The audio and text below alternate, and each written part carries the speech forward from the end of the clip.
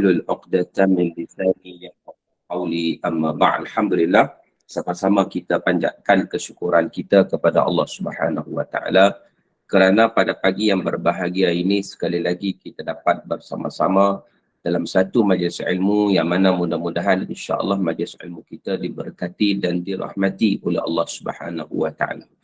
Dan macam biasa, insya-Allah majlis ilmu kita bermula dengan tazkirah daripada saya. Kemudian akan diikuti dengan sesi soal jawab. Sesi soal jawab dia terbukalah sama ada yang berkaitan dengan tajuk perbincangan kita ataupun di luar tajuk pun dibenarkan. Boleh untuk kita berbincang apa-apa juga isu yang timbul. Terutamanya saudara yang berkaitan dengan bulan Syawal ini. Baik. Jadi bulan Syawal ini tuan-tuan dan rahmat Allah Ta'ala sekalian adanya rumah terbuka. Inilah konsep rumah terbuka yang kita nak bincangkan. Sama ada ia bertepatan dengan hukum syarak ataupun tidak. Sebelum itu suka saya ingatkan hari ini hari Khamis. Dan hari ini juga 13 Syawal. 13 Syawal ni adalah hari-hari putih. Dia dalam hadis Nabi SAW ni menyebut antaranya hadis daripada Abu Hurairah radhiyallahu anhu. Abu Hurairah kata, "Awsani khalili bi thalas." Rasulullah telah berwasiat kepadaku dengan 3 perkara. Apa 3 perkara ya? Rasulullah wasiat ni, kata Abu Hurairah ni. Yang pertamanya adalah rakaatai duha. 2 rakaat solat sunat duha. 2 rakaat solat sunat duha. Itu yang pertama yang diwasiatkan oleh Rasulullah sallallahu alaihi wasallam. Kita kata takkan 2 rakaat saja duha ni. Dia sebenarnya solat duha ni yang Nabi sallallahu alaihi wasallam pernah buat, kalau mengikut hadis yang sahih 8 rakaat Nabi buat. Paling banyak Nabi buatlah. Kalau mengikut hadis yang dhaif, paling banyak Nabi buat 12 rakaat. Jadi, atas dasar itu, kita boleh mengambil satu panduan bahawa solat sunat duha ni paling banyak 12 rakaat. Itu yang ada dalam hadis lah. Paling banyak kita buat. Tetapi bukan maknanya kita nak kena buat sampai 8 rakaat atau 12 rakaat. Kalau kita boleh maintain 2 rakaat sahaja pun, Alhamdulillah. Dah terbaik dah. Kalau kita boleh istiqamah. Tapi masalahnya kadang-kadang kita ni, kadang-kadang istiqamah, kadang-kadang tidak. Itu. Maka dengan sebab itu, kata Abu Hurairah ni, Rasulullah wasiat pada aku, 2 rakaat. Rakaat itu.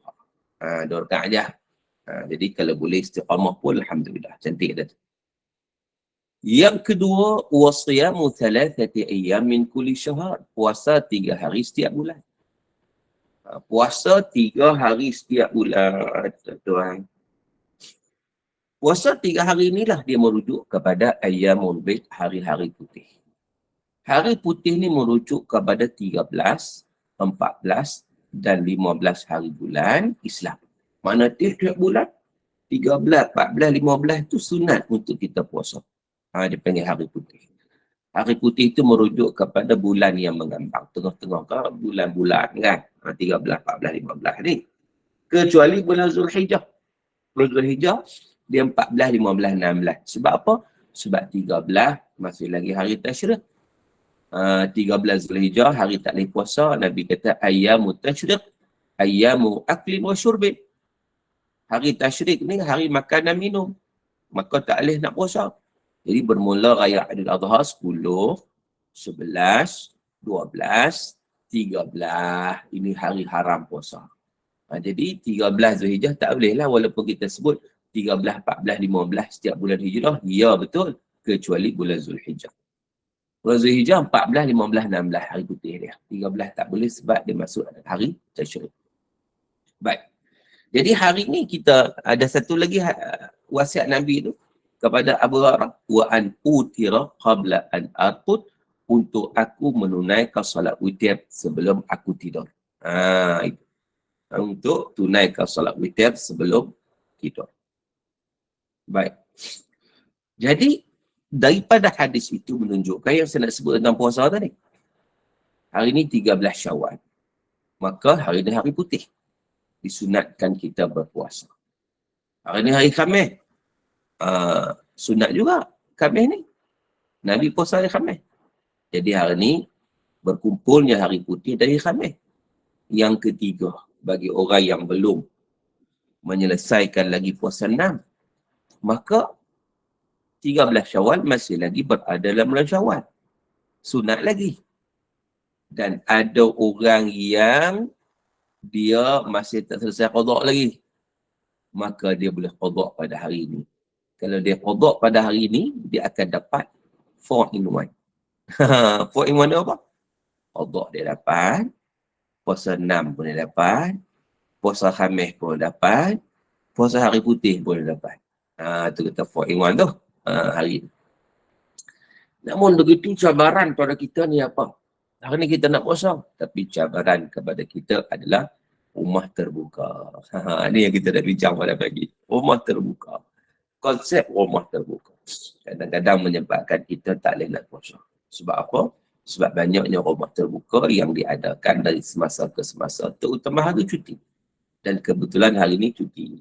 Cuti Wesak, tapi bukan kita nak raya Wesak dah. Tapi sambutan Aidilfitri itu, macam kita tahu di masyarakat kita, sambutannya selama sebulan. Ada orang bertanya, bolehkah sambutan selama sebulan? Dia sebenarnya sambutan sebulan itu hanyalah sambutan adat. Sambutan adat. Adapun hari raya adalah Islam ni, kalau raya Aidilfitri sehari saja, 1 Syawal saja. Itu yang perayaan agama. Sebab tu 1 Syawal tu, bila mana dia perayaan agama, dia ada related dengan amalan-amalan khusus. Antaranya bertakbir raya, antaranya khutbah raya, antaranya solat raya. Sebab dia ada kaitan dengan agama. Adapun sambutan Aidilfitri yang sebulan ni, dia dah jadi adat dah. Dia tak ada kaitan dengan agama lagi, dia adat. Sebab tu mana ada orang bertakbir raya ke sekarang ni? Tak boleh lah, tak ada orang takbir raya. Mana ada orang nak solat raya, sebab dia bukan isu agama dah sekarang ni, dia lebih kepada adat. Sambutan ni adat. Jadi kalau adat ni dilihat dengan hukum syarak, dia adakah dia bertepatan dengan hukum syarak atau bercanggah dengan hukum syarak? Kalau bertepatan dengan hukum syarak, maknanya tak bercanggah dengan hukum syarak, maka boleh dilakukan. Sebab kaedah dalam hukum adat ni ialah apa? Al-aslu fil adat al-ibahah. Asal dalam perkara adat itu adalah harus. Selagi mana tidak ada dalil yang mengharamkan. Ataupun tidak ada perkara-perkara yang membawa kepada pengharaman dia, maka dia adalah harus. Yang kata adat ni. Jadi sambutan Aidilfitri kita boleh kita sebut sebagai sambutan adat. Adat ni bagaimana? Orang tak berkesempatan untuk ziarah menziarahi pada hari raya. Sebab ziarah menziarahi raya itu merupakan perkara sunnah. Berdalilkan kepada apa yang disebut oleh Ibnu Hajar Al-Asqalani dalam kitab beliau Fathul Bari di syarhi Sahih Al-Bukhari. Beliau menukilkan hadis daripada yang mana Sayyidina Abu Bakar As-Siddiq radhiyallahu anhu pada pagi raya menziarahi junjungan besar baginda Nabi SAW. Maka ziarahnya Abu Bakar kepada Nabi pada hari raya menunjukkan sunatnya ziarah pada hari raya. Tetapi kadang-kadang kita tak sempat. Bila kita tak sempat, tuan-tuan, dengan kekangan masa dan seumpamanya, maka kita nak ziarah pada waktu lain. Tidak ada masalah. Ziarah ni memang sunat sepanjang tahun. Jadi orang kita satu hal pula. Nak ziarah tu dia segan. Dia malu nak ziarah macam tu je. Tapi kalau rumah terbuka, maka dia adalah keinginan dia nak pergi. Jadi timbullah isu rumah terbuka. Zaman-zaman dulu tak ada rumah terbuka ni. Tak ada. Ni zaman sekarang baru wujudnya yang istilah yang disebut sebagai rumah terbuka. Zaman dulu tak ada rumah terbuka. Zaman dulu ni dia kira siapa nak datang tu datanglah. Ziarah ni dia open. Dulu kalau kita tengok ya, memang ziarah menziarahi ni Di antara satu sama lain boleh dikatakan meriah, budak-budak lagi lah. Dia tak kenal orang pun, dia pergi je nak dapat duit raya kan. Jadi akhirnya orang kenal dalam kampung tu, ni nak siapa, nak siapa, nak siapa. Kenal. Kan? Jadi hubungan tu akrab. Tapi zaman sekarang, siapa pun tak ziarah dah. Lu budak-budak lagi lah, duduk di rumah tengok gadgetnya. Jadi tak pergi mana pun. Akhirnya tak kenal pun. Memang tak kenal. Maka dengan sebab itu, antara cara yang dilakukan untuk mengeratkan balik ziarah menziarah ini, maka dibuat rumah terbuka. Dibuat rumah terbuka. Jadi rumah terbuka ni, dia adalah satu perkara adat juga. Yang kita sebut tadi bahawa, al-aslu fil adat al-ibahah. Asal dalam perkara adat itu adalah harus. Jadi rumah terbuka ni, dia adat. Dulu tak ada. Saya ingat zaman-zaman saya kecil-kecil dulu tak ada rumah terbuka. Tak ada. Memang tak ada.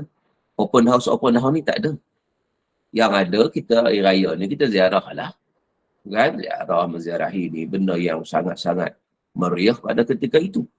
Tapi lama-kelamaan, bila mana manusia ataupun masyarakat kita dah makin sibuk, pergi balik raya sekejap, lepas tu balik ke tempat masing-masing, dia rasa macam seolah dia rasa macam nak wujudkan satu macam kenuri lah untuk panggil orang datang. Senang kumpul sekali, ziarah ni satu grup datang. Begitu. Maka diadakanlah open house, rumah terbuka. Sebab tu kita kata benda ni baru mendatang dalam masyarakat kita, yang dulunya tak ada. Jadi ia merupakan satu perkara adat. Bila perkara adat, kaedah konsep yang kita sebut tadi bahawa al-aslu fil adat al-ibahah, asal dalam perkara adat itu harus. Dan dia hanya akan menjadi haram sekiranya berlakunya perkara-perkara yang bercanggah dalam hukum syarak semasa adat itu dilakukan. Baik. Ada ke tidak rumah terbuka ni perkara-perkara yang bercanggah dengan hukum syarak? Baik. Ada, tuan-tuan. Ada. Kalau kita lakukan sesuatu yang bercanggah dengan hukum syarak, maka dia jadi dosa. Walaupun asalnya dia jadi adat yang harus. Contoh apa? Kita buat rumah terbuka. Bila kita buat rumah terbuka, kan, biasanya orang buat rumah terbuka dia dah bajet lah, dia akan panggil lah, kan. Orang tak panggil pun datang juga. Hari raya, adat kita raya datang lah. Tapi spesifik dia panggil. Dia panggil orang datang, so dia dah bajet lah, kan. Jadi maknanya, kena jauhi perkara haram. Perkara haram ialah membazir. Ada kadang-kadang pembaziran, ya Allah. Pembaziran yang amat ketara. Dia sediakan sesuatu makanan yang berlebih-lebih. Dia tak bagi pula tu balik. Kau bagi balik, okey lagi. Kalau dapat dimanfaatkan, okey. Tapi kadang-kadang yang tak dapat dimanfaatkan, ambil makanan berlebih, buang dalam tong sampah. Allahu Akbar. Kita teringat ada umat Islam di Somalia, di Ethiopia, di Afrika yang makan mereka pun tak cukup. Kan? Tak ada makan. Tiba-tiba bayangkanlah makanan yang ada di depan mata kita diambil, buang dalam tong sampah. Allah. Ini satu pembaziran. Jadi rumah terbuka ni nak kena hindarkan diri daripada pembaziran. Sebab apa? Sebab Allah Ta'ala larang. Ini benda haram. Wala tubadzir tabzira. Jangan kamu melakukan pembaziran. Innal mubadzirina kanu ikhwana syayatin. Allah Ta'ala kata sesungguhnya orang yang membazir itu adalah saudara kepada syaitan. Bayangkan tuan-tuan, bulan Ramadan hari itu kita dah berjaya selamatkan diri daripada syaitan. Kita ikat syaitan. Syaitan tak boleh menguasai kita. Tiba-tiba mari bulan Ramadan, bila mari bulan Syawal ni, dah jadi membazir. Membazir. Maka dah jadi saudara kepada syaitan. Wala'iyyazubillah. Jadi, rumah terbuka ni, kita kena hindarkan pembaziran. Pembaziran itu dalam dua konteks. Yang pertama, konteks tuan rumah. Yang kedua, konteks orang yang datang ziarah. Orang datang ziarah ni pun tuan-tuan, kena tengok. Saya pernah ada pengalaman lah, saya ingatlah beberapa tahun yang lalu. Ada satu masjid ni panggil, panggil saya juga untuk pergi mereka buat masjid terbuka lah, jamuah raya masjid kan. Macam rumah terbuka dia, konsep dia buat kat masjid. Hari ni Alhamdulillah, kadang di surau pembuat, di masjid pembuat, di rumah membuat. Tapi konsep dia konsep open house lah. Tapi kalau masjid ni kita bagi apa? Tak panggil open house kan. Bagi open masjid lah. Begitulah kot. Buat jamuan raya. Tak apalah. Buat waktu pagi, saya ingat lagi waktu pagi. Saya pun hadir. Alhamdulillah dapat hadir. Dimulakan dengan ucapan pengurusi masjid ucap dulu apa semua. Kemudian ramai datang ni di buah kemah ni. Di buah kemah juga ada makanan-makanan yang tersaji. Jadi, bila mana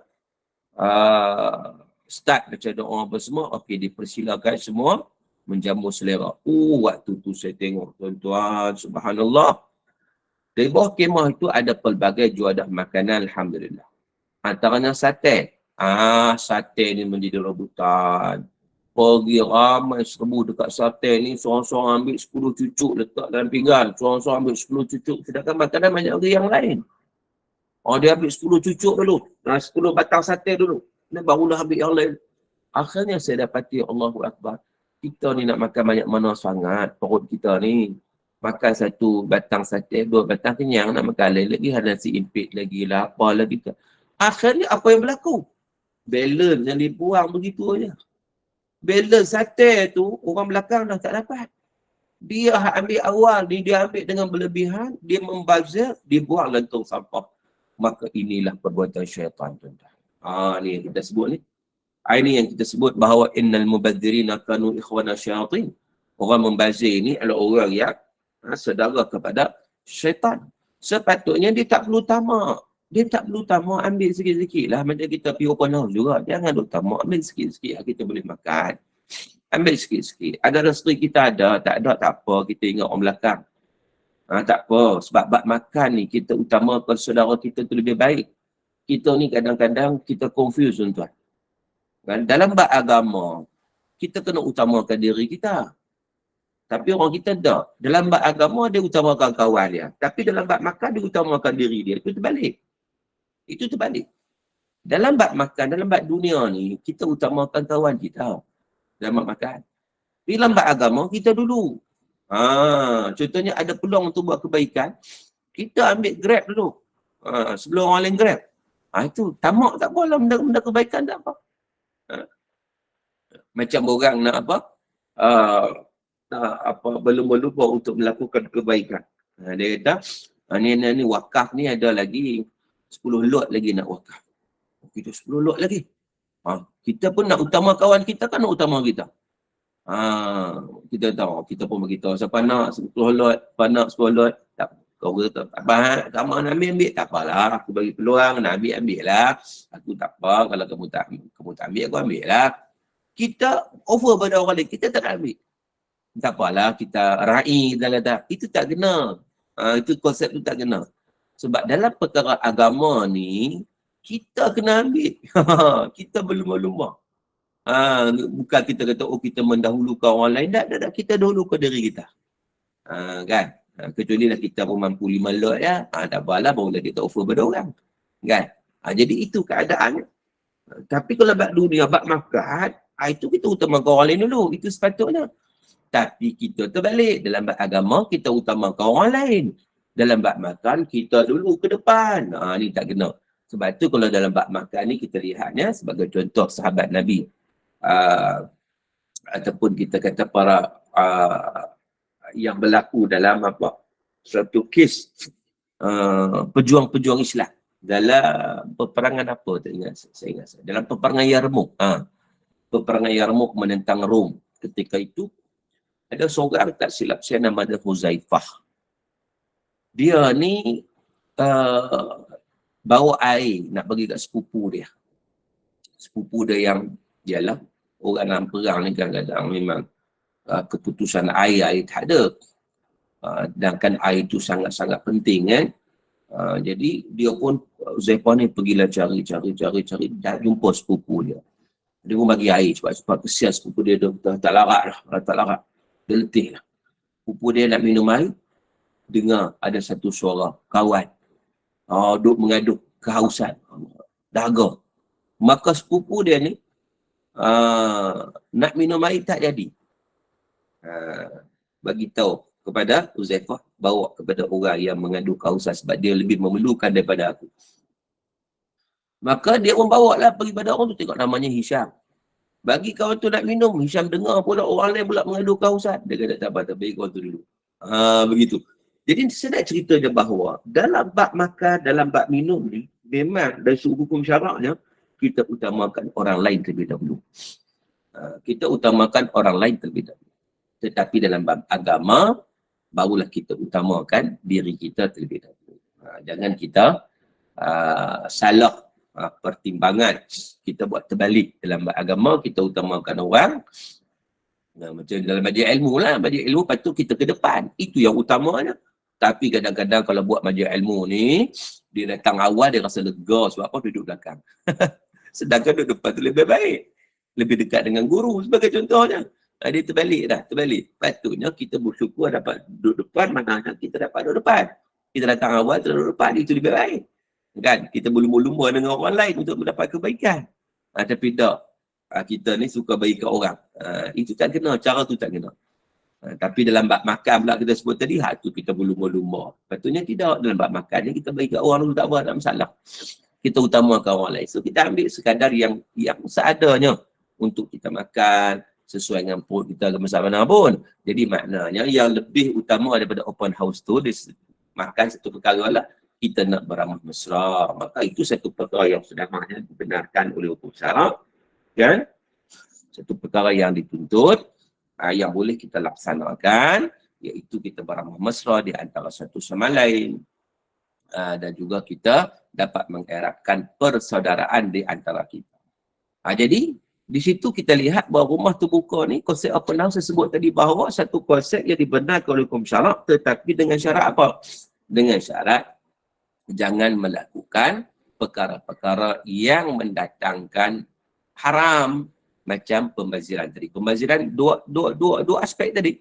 Sama ada pembaziran datang daripada tuan rumah, orang yang buat rumah terbuka, atau pembaziran yang datang daripada pengunjung yang mengambil makanan itu melebihi daripada yang sepatutnya, akhirnya makanan itu dibuang dalam tong sampah. Wal'iyahzubillah min zalik. Ini semua perangai syaitan. Kita tak nak kita berada dalam Syawal ni, yang sepatutnya kita berjaya dan ikat syaitan elok-elok. Syaitan dah tak dapat menguasai diri kita, tak dapat membelenggu diri kita. Tiba-tiba bulan Syawal ni, syaitan kembali dapat menguasai diri kita. Ini kita nak kena hindarkan daripada berlakunya perkara tersebut. Jadi tuan-tuan, puan-puan, sahabat-sahabat yang dirahmati Allah Subhanahu Wa Taala sekalian. Itu yang pertama dalam konsep yang boleh membawa kepada haram kalau melakukannya pembaziran. Yang kedua, bab jemputan. Saya nak sebut juga tempat bab jemputan ni. Kadang-kadang rumah terbuka ni, dia tak utamakan jiran dia. Sedangkan jiran kiri kanan dia tak jemput pun. Dia jemput orang jauh-jauh ni. Dia jemput orang-orang kenamaan. Contohnya, dia memilih-milih dalam jemputan. Dia tengok kalau orang susah ni, tak payah, aku bukan nak baik dengan dia. Aku baik dengan dia pun tak ada untung apa. Kalau baik dengan orang yang dah pangkat, ada kedudukan ni, aku dapat dah juga something. Dapatlah juga dekat dengan dia ni, aku dapatlah sesuatu, dia kata. Habuan mana, atau aku dapat projek sana, projek sini. Akhirnya, dia hanya buat rumah terbuka untuk golongan agniya. Untuk golongan kaya-kaya saja. Itu satu perkara yang bercanggah juga dengan hukum syarak. Sebab apa dia tak panggil jiran dia terutamanya? Kan? Sekurang-kurangnya jiran dia nak panggil orang lain pun boleh, nak masalah, kawan-kawan panggil lah. Tak ada masalah. Tetapi jiran kiri kanan sekurang-kurangnya panggil lah. Janganlah kita mengabaikan. Jadi kita memilih-milih dari jemputannya. Memilih-milih jemputan. Kalau orang susah, kita tak panggil. Kalau orang senang, kita panggil. Kalau orang tak ada pangkat, kita tak panggil. Kalau orang berpangkat, kita panggil. Maka memilih-milih dalam jemputan ini merupakan satu diskriminasi. Dan perkara-perkara yang melibatkan diskriminasi seumpama ni adalah satu perkara yang dilarang di dalam ajaran Islam. Sebab Islam ni, ajaran Islam mengajar kepada kita dalam konteks persaudaraan ni, dia tak kira pangkat, tak kira kedudukan, tak kira harta, tak kira apa. Innamal mu'minuna ikhwah. Sesungguhnya orang beriman itu bersaudara. Jadi persaudaraan dalam Islam ni satu perkara yang sangat-sangat manis sebenarnya. Bahkan sepatutnya kita menjalinkan hubungan persaudaraan dengan semua. Orang kaya, orang miskin, orang berada, orang tak berada, berpangkat, tak berpangkat. Maknanya itu sesuatu yang diajar kepada kita di dalam ajaran Islam. Maka jangan ada unsur-unsur, orang panggil sebagai pilih bulu contohnya. Itu istilahnya digunakan pilih bulu. Jangan ada unsur-unsur yang seumpama itu. Kerana bahkan dalam berkawannya tu juga. Ada orang dia kawan, dia tak nak kawan golongan marhai ni, dia tak nak kawan golongan marhai. Dia kata tak ada manfaat. Action. Kan? Dia nak kawan golongan-golongan yang high class saja. Ini juga satu tindakan, satu sikap yang tidak dibenarkan dalam hukum syarak. Sikap yang seumpama itu yang mendiskriminasikan, membezakan di antara seseorang dengan seorang atas dasar dia punya kedudukan dan pangkat. Sedangkan di dalam Al-Quran Allah Subhanahu wa taala menyatakan bahawa inna akramakum 'indallahi atqakum. Sesungguhnya semulia-mulia kamu di sisi Allah ialah orang yang paling bertakwa dalam kalangan kamu. Itu yang paling penting. Baik. Seterusnya, dalam rumah terbuka ni, ziarah-menziarahi yang berlaku ni, ada lagi perkara haram yang berlaku. Ada perkara haram dari sudut individu yang bertandang dan juga tuan rumah yang menerima tetamu dari sudut aurat dan tabarruj. Ni perlu diingatkan juga. Kadang-kadang hari raya ni, musim perayaan ni nak melarang. Salah tak nak melarang? Tak salah. Tapi jangan melampaui had batas yang ditetapkan dalam hukum Islam. Aurat kena jaga. Ni kadang-kadang tentu orang perempuan saya nak tegur sikit. Pergi ziarah rumah terbuka, stokin pun tak pakai. Sedangkan stokin itu adalah aurat. Kaki tu aurat, bukan stokin aurat. Kaki aurat. Jadi nak tutup kaki kena pakai stokin lah. Nak tutup kaki tu kena pakai stokin. Itu adalah aurat. Jadi dia tak pakai stokin, maka hukumnya adalah haram. Bayangkan, dia melakukan perkara haram semasa rumah terbuka. Tuan rumah begitu juga nak sambut tetamu. Maka dia kena pastikan dia tutup aurat dengan baik. Orang nak ziarah pun tutup aurat dengan baik. Tudung itu pakai tudung singkat-singkat. Orang keluar pula dia banyak rantai dekat luar. Ini satu benda yang tidak dibenarkan juga. Ia adalah benda yang haram. Apatah lagi bertabarruj. Bertabarruj adalah haram. Bagi orang perempuan kena ingat tu. Biasanya melarang ni musim perayaan ni lah. Musim rumah terbuka ni lah nak melarang. Tak kira lah tuan rumah ke, orang yang datang ke, nak melarang. Melarang pula dengan cara tabarruj. Tabarruj macam mana? Dia memakai, menunjuk perhiasan yang dia pakai itu kepada orang. Contohnya, hatta make-up.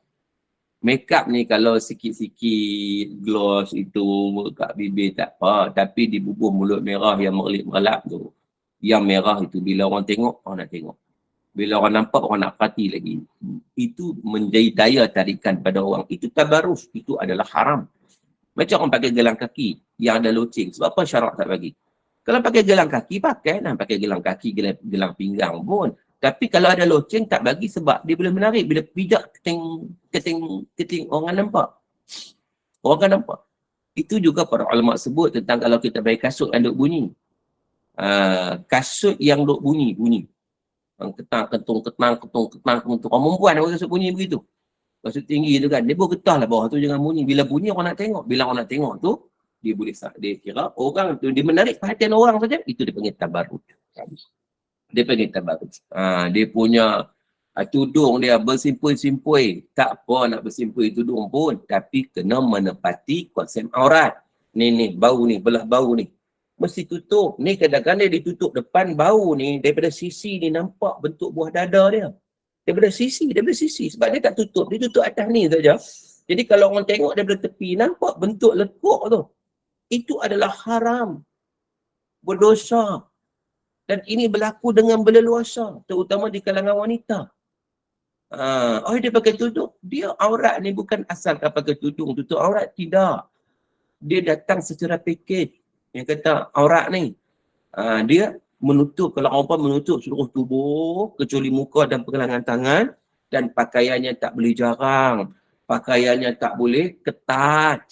Dan juga tudung mesti melepasi dada tutup. Ke depan tutup. Belah sisi pun tutup. Sisi ni supaya tak nampak bentuk dadanya itu. Sebab ini juga mengundang fitnah. dan juga ia merupakan perkara yang jelas haram. Jadi atas dasar rumah terbuka kita nak melarang, kita melakukan perkara yang haram. Make up sakan dengan eyeshadow, dengan pipi merah, dengan perang-perang ni, dengan mata tu dia lentik-lentik bubung mascara macam kan. Bila orang tengok, kan tu orang mau tengok terkejut, baru terkejut, cantiknya kamu dikembang dah dia. Hak puji tu lelaki apa? Kan? Hak kena puji tu bini orang. Lama-lama jadilah perkara yang tidak diingini. Punca dia apa? Puncanya kita bertabaruj. Ni kena ingat tuan-tuan. Terutama wanita-wanita. Kena ingat. Kita sendiri, anak-anak kita, kena pastikan jangan kita lakukan perkara seumpama itu. Sebab dalam hadis Nabi SAW, Nabi kata, "Sinfani min ahli nar, lam arahuma qat." Nabi kata dua golongan, dua jenis golongan daripada ahli neraka yang aku tak pernah tengok berlaku zaman Nabi. Nabi sendiri kata aku tak pernah tengok lagi. Zaman Nabi tak ada. Benda itu akan berlaku pada masa akan datang. Nabi sebut dalam hadis futuristik. Zaman kita ni lah. Kan? Iaitu antaranya apa? Antaranya adalah nisaun kasiyatun ariyat. Nabi kata wanita yang berpakaian tapi telanjang. Macam mana maksud berpakaian tapi telanjang ni? Dia pakai, bukan tak pakai. Tetapi ketat. Ni ikut bentuk tubuh ni. Kadang-kadang pakai seluar jin. Memang ketat. Mana boleh orang perempuan pakai seluar jin macam tu? Haram hukum dia. Kemudian pakai pula tudung singkat pula. Singkat. Ditutup sikit je. Jadi haram je lah. Kemudian kadang-kadang pakaian tu pula jarang. Nampak tu, tali coli tu nampak. Dari belakang nampak. Makna jarang. Kononnya ni sutra cantik. Bukan betul cantik, tak cantik. Tapi benda tu benda yang tak bercanggah hukum syarak. Ini yang Nabi sebut bahawa nisa'un kasiyatun ariyat. Wanita yang berpakaian tapi bertelanjang. Kemudian pakai wangian pula harum. Follow me. Prak. Wangian itu bila duduk dekat orang boleh bau. Berasa, orang boleh bau itu. Itu hukumnya adalah haram bagi wanita pakai wangian seumpama itu. Adakah wanita tak boleh pakai wangian? Boleh. Tetapi sekadar nak tutup bau badan tak apalah. Kita pakai apa? Pakai wangian untuk diri kita. Tak ada masalah. Tapi kalau orang 1 meter daripada kita pun boleh bau lagi, kita lalu tepi orang, orang bau. Orang akan follow tengok. Siapa ni? Bau dia semerbak masuk dalam hidung kita. Ramai tuan-tuan macam ni. Perempuan sekalian macam ni. Hukumnya haram. Dalam hadis Nabi SAW, Nabi sebut tentang bila mana wanita yang pergi masjid pun pakai wangian macam tu, dia kena patah balik, dia kena basuh baju tu balik. Sampai tahap macam tu. Tu pergi masjid. Tambahlah pergi open house. Sebab itu kadang-kadang perkara-perkara seumpama ni tidak dijaga. Maka Nabi kata lam yajidana rihal jannah. Mereka ni bau syurga pun tak dapat. Allahu Akbar, takut kita. Nabi kata bukan masuk syurga, bau syurga pun tak dapat. Sedangkan bau syurga itu dapat dihidu daripada jauh lagi dapat dihidu dah bau syurga ni. Tetapi bau syurga pun tak dapat. Perempuan yang dirahmati Allah. Baik, tampaknya ramai ada hal kot. Ramai duk mohon undur diri ni. Kan? Lepas orang-orang ni mungkin ada hal kot. Hari ni hari cuti kan. Hari cuti ni ramai yang mengundur diri ni. Banyak kot aktiviti open house kot. Bila kita bincang tentang open house ni, banyak pula open house yang nak diikuti. Jadi maknanya perempuan, tuan-tuan dan perempuan sekalian, kita sebut tadi bahawa jangan kita lakukan perkara-perkara yang bercanggah hukum syarak. Kita sia-sia je. Tambah-tambah kita orang nak mengaji kan, kita ikuti kuliah selalu, tiba-tiba kita pula nak bertabarus. Kita pula minyak wangi kita pakai bersemerbak. Jauh orang daripada, kalau orang temu balaras batu boleh bau. Kita berjalan satu lorong boleh bau wangian kita. Itu adalah haram bagi wanita melakukan sedemikian. Kita berjalan lenggang-lenggok pula. Ma'ilat mumilat kata Nabi. Lenggang-lenggok macam itik pulang petang. Itu istilah saya panggil lah. Nabi tak sebut begitu lah. Tapi Nabi sebut lenggang-lenggok. Kadang-kadang orang perempuan ni jalan je nak jaga juga. Jangan togek lah. Kilo togek sangat tu orang nampak, kalau dia tak sengaja tak apa. Tapi dia sengaja, haram perbuatan tersebut. Sebab dia boleh menimbulkan fitnah, menarik perhatian orang. Sebab orang perempuan kadang-kadang dia nak orang perhati dia. Ni masalah juga. Dia nak orang perhati dia. Tak boleh ada perasaan seumpama itu. Dia nak suami perhati dia, itu okey. Itu okey. Itu yang sepatutnya. Tapi dia nak orang lain perhati dia, ni masalah. Itu makna nawa itu tak betul dah. Maka dengan sebab itu timbulnya dia melarang. Dia bermakeup, dia bertabarus sebab nak orang tengok dia. Nak orang puji dia. Akhirnya dekat suaminya dia tak berhias, tak berdandan pun dekat orang yang dia berdandan. Maka jadilah benda-benda yang tidak diingini pada hari ini. Banyak skandal yang berlaku. Antaranya punca seumpama ni. Tapi bab skandal itu tinggal sebelah. Yang pentingnya perbuatan itu adalah haram. Adalah dilarang dalam hukum syarak. Maka kena berjaga-jaga. Terutama perempuan ni. Dia aurat dia kena jaga. Saya dapati bahawa ramai orang pakai tudung tapi tidak menepati konsep aurat. Tudung pakai tapi tak kena dengan aurat. Pasal apa? Pasal tudung pakai singkat. Masih tahu tu aurat. Pakai tudung tapi pakai baju ketat. Kadang-kadang baju lengan tangan pendek ni, macam saya ni tangan panjang ni.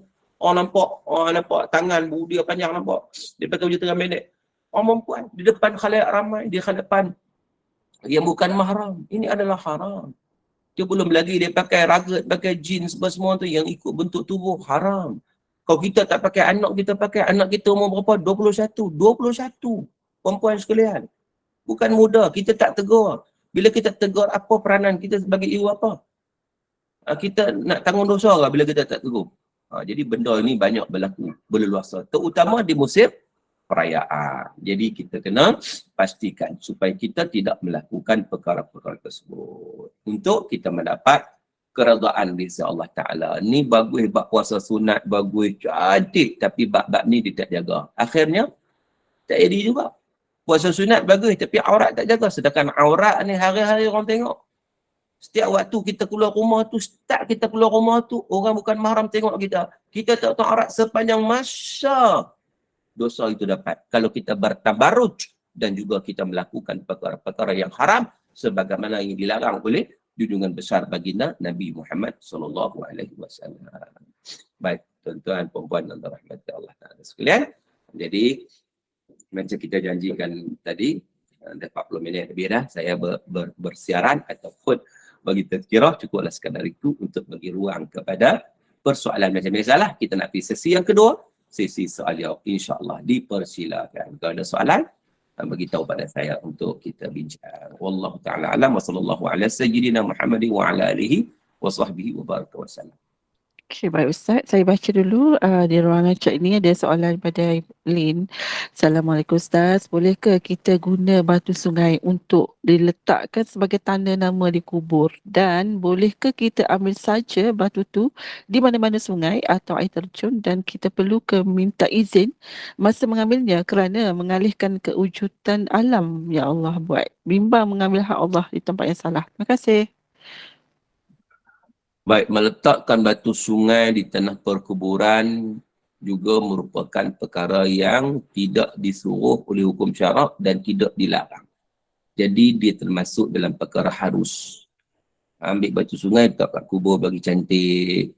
Letak-letak, sebab benda tu boleh buang anytime. Dia bukan permanent pun. Kan, pada batu sungai letak kat kubur ya. Itu tak ada masalah. Dia benda harus. Kan, syarak tak suruh dan syarak pun tak larang. So tidak ada masalah. Cumanya kita ambil batu sungai tu, kita tengoklah batu sungai tu dia bukan hak sesiapa sebenarnya. Dia bukan hak siapa. Kita nak ambil boleh. Tetapi kita kena lihat kadang-kadang batu sungai tu orang dah buat bagi cantik. Supaya aliran itu. Itu kita jangan kacau.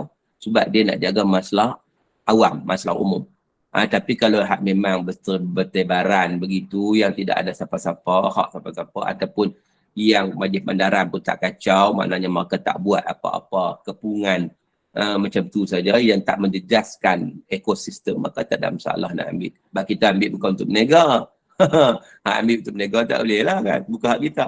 Ambil nak letak kat kubur tu ya, bagi elok, itu tidak ada masalah. Kan, dia masuk dalam perkara yang harus. Wallahu'alam. Okey, yang kat tangan Nur Adida. Silakan. Assalamualaikum Ustaz. Salam. Mengenai niat untuk puasa sunat yang contohnya hari ini kita boleh dapat 4 pahala kan. Jadi perlu ke kita niatkan ke 4 tu. Okey, contohnya qada. Jadi hari Khamis bulan Zulhijjah, bulan Zulhijjah pula, bulan Syawal, dan apa lagi satu? Kami putih. Itu. Jadi kita niatkan satu saja ke ataupun automatik kita dapat pahala yang lain tu? Baik, memadai untuk kita niat yang qada. Sebab qada itu wajib.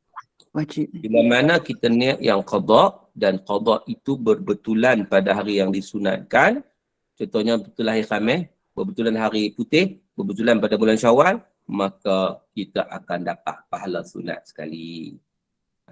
Jadi maknanya memadai kita niat yang qada, maka yang sunat akan follow yang qada. Wallahu a'lam. Okey. Terima kasih Ustaz. Okey, Puan Aisyah. Silakan.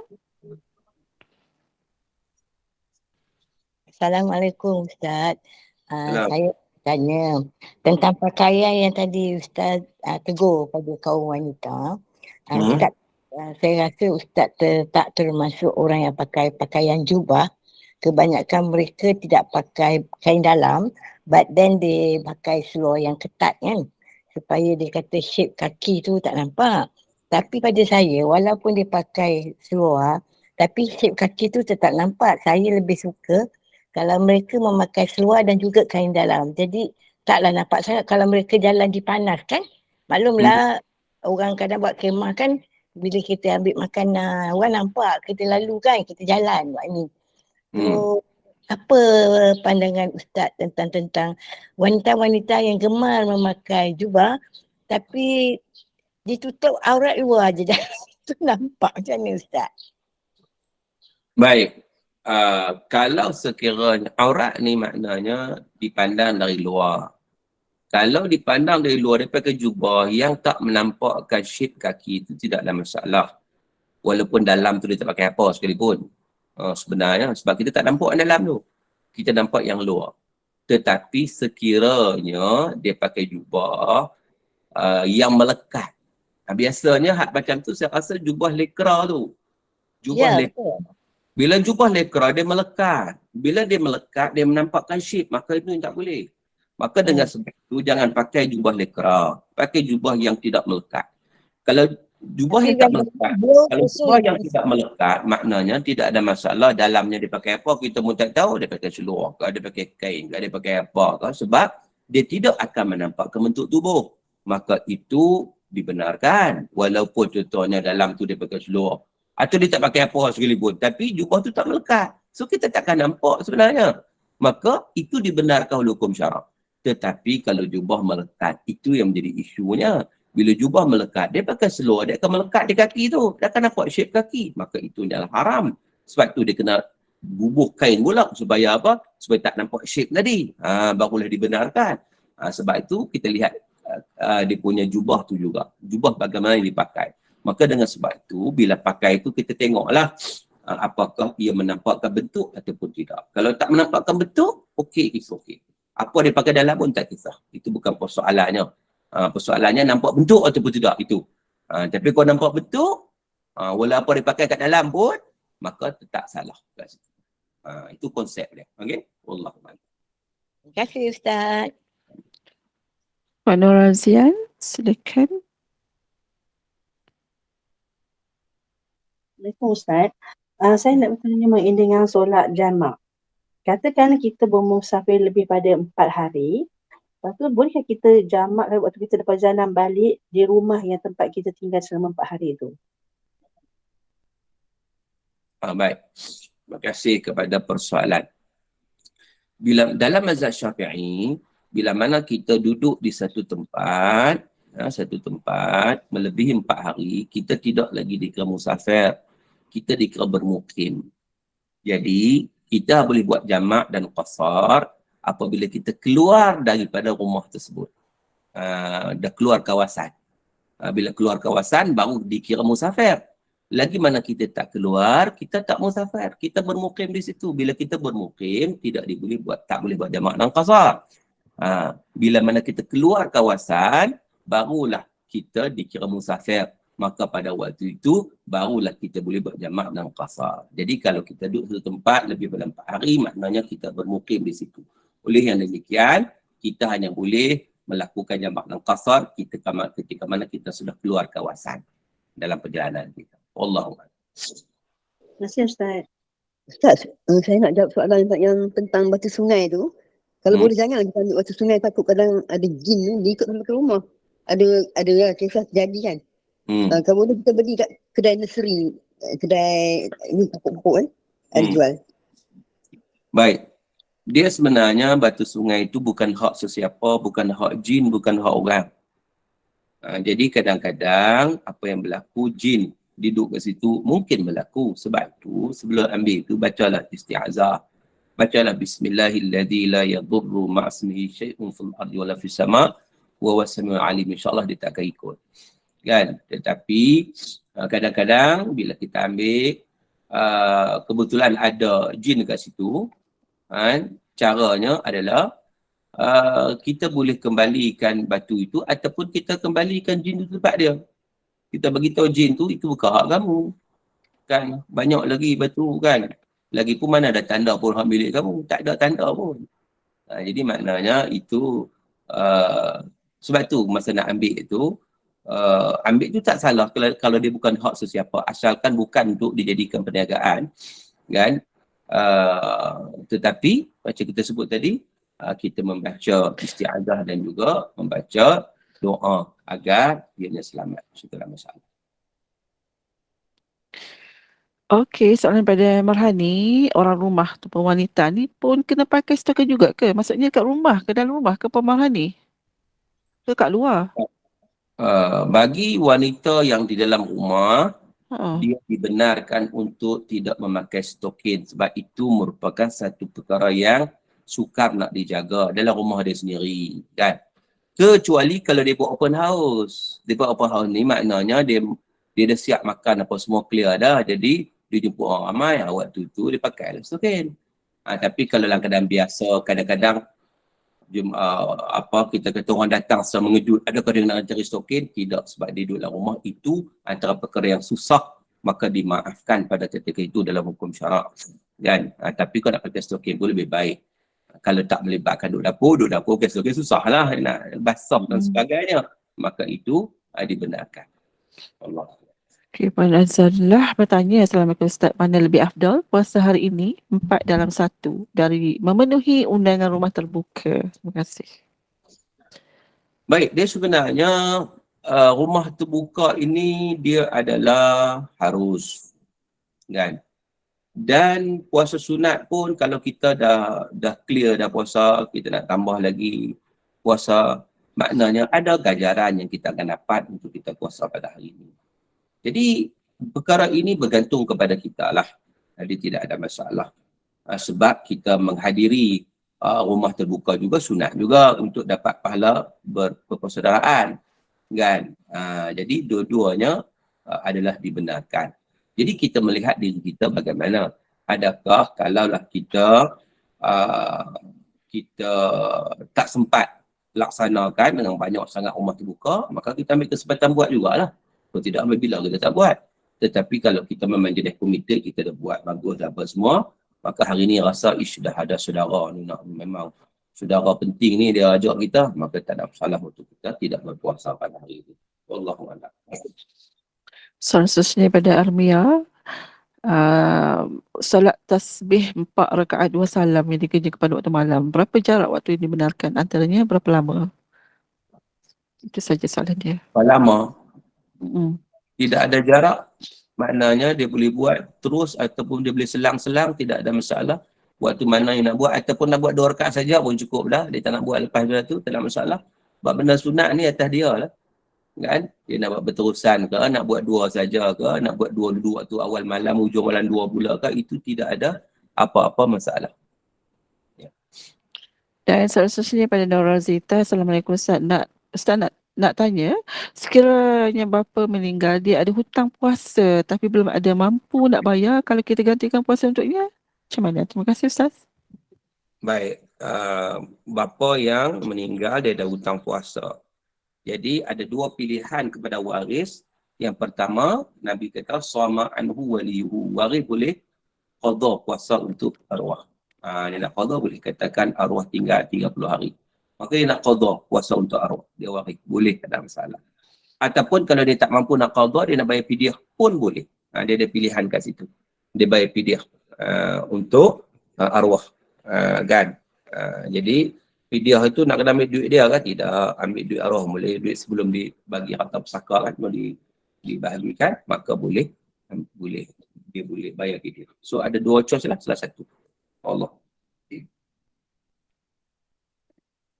Okey, lain soalan silakan. Saya nak tanya Ustaz. Assalamualaikum Ustaz. Salam. Ustaz, bulan puasa baru ni kan, kita buat bubur lambuk kan Ustaz. Kadang-kadang tu, kita tahu tanah tu tanah kerajaan. Lepas tu bila kita berhenti kadang-kadang tu ada banyak pucuk miding tu kan. Kita boleh ambil tak Ustaz? Sebab itu bukan hak siapa-siapa, hak kerajaan. Boleh ke Ustaz? Baik. Mana-mana tanaman awam yang bukan ada milik orang, maka selagi mana ia tidak dilarang untuk ambil, kita dibenarkan untuk ambil. Tapi ambil untuk kegunaan diri sendiri sahaja. Kalau ambil untuk berniaga, maka ia dilarang oleh hukum syarak. Sebab dia bukan hak sesiapa.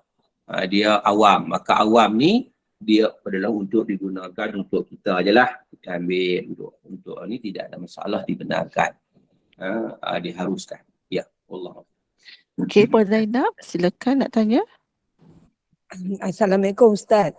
Saya nak tanya, tahun sudah ibu saya sakit, dia tak boleh puasa. Kena bayar fidyah dan berpuasa sekali ke macam mana tu? Baik, tahun lepas ibu sakit, dia tak boleh berpuasa. Dia boleh qada lah. Tahun ni dia puasa penuh. Maknanya dia boleh qada lah.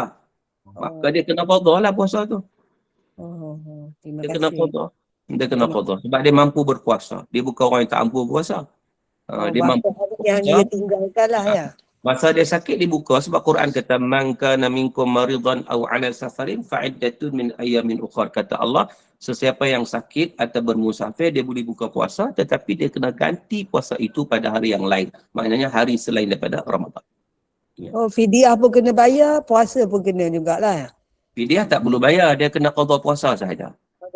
Dia kena bayar fidyah kalau dia melewat-lewatkan qada. Contohnya dia cuai, dia lewatkan qada sampai belah datang Ramadan yang baru, masih lagi tak qada, maka baru kena fidyah, denda sebab lambat qada. Okey. Terima kasih. Ya. Okey, Puan Syukri bertanya, Assalamualaikum, bagaimana nak hadapi ada tetamu yang datang ni makan tak berhenti sampai makanan hampir habis? Itu nak buat macam mana? Takkan nak lama makan kan? Adab lah, kadang-kadang ada orang ni pun dia makan sungguh kan? Ya. Tak ni orang belakang kan? Yalah, kita nak ikut tetamu kan? Betul. Takkan kita nak halang pula. Yalah, Okay. kita kena beli tambah je lah. Okey, Puan Nursiah nak tanya, silakan. Assalamualaikum Ustaz.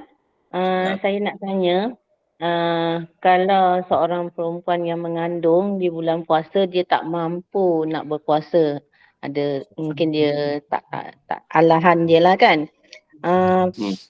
dia perlu qada puasa tu selepas dia melahirkan atau sekali dengan fidyah ke Ustaz? Tak perlu, dia hanya perlu qada sahaja. Sebab dia buka puasa itu kerana diri dia alahan, dia tak tahan, dia tak mampu, dia tak larat. Maka nanti lepas dia sihat esok, lepas bersalin apa semua, dia hanya perlu qada sahaja, tak perlu fidyah. Satu lagi Ustaz, kalau dia lambat mengqada puasa atau di tahun-tahun yang selepasnya tu, mungkin selepas 2-3 tahun, perlu difidyah sekali ke macam mana?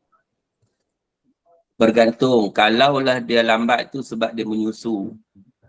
Dia menyusu tu satu keperluan, dia tak boleh puasa juga sebab menyusu kan, air tak cukup. Maka dia tak perlu fidyah. Tetapi kalau dia tak qada tu kerana dia saja cuai, saja melewat-lewatkan, maka lambat qada, barulah dikenakan fidyah. Terima kasih Ustaz. Assalamualaikum.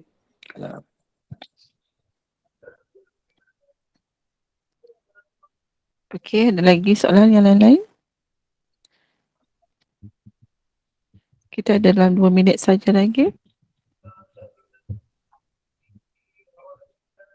Okay, rasanya semua dah jelas Ustaz. Dah tak ada soalan dah. Okay, baik. Alhamdulillah jazak. Ya, ada lagi? Boleh tak? Tak, tu Puan Noh angkat tangan tu. Puan Nursia dah jawab. Dah tanya. Okay, ada lagi ke soalan yang lain? Tak ada lah. Okay, baik. Alhamdulillah jazakallah khairan pada Ustaz. Salam Ustazah. Ya, silakan. Okay, baik-baik. Silakan. Salam Ustaz. Saya nak tanya puasa qada dengan puasa sunat Syawal boleh disatukan ni Ustaz? Assalamualaikum. Macam yang kita sebut tadi bahawa bila kita niat qada pada bulan Syawal, maka dia akan dapat sekali puasa sunat Syawal tersebut. Baik Ustaz. Terima kasih. Assalamualaikum. Assalamualaikum. Puan Norazita. Assalamualaikum Ustaz. Niat puasa tu ganti dengan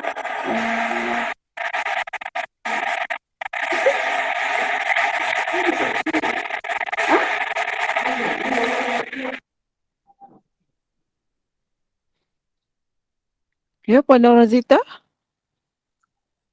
Line tak okey.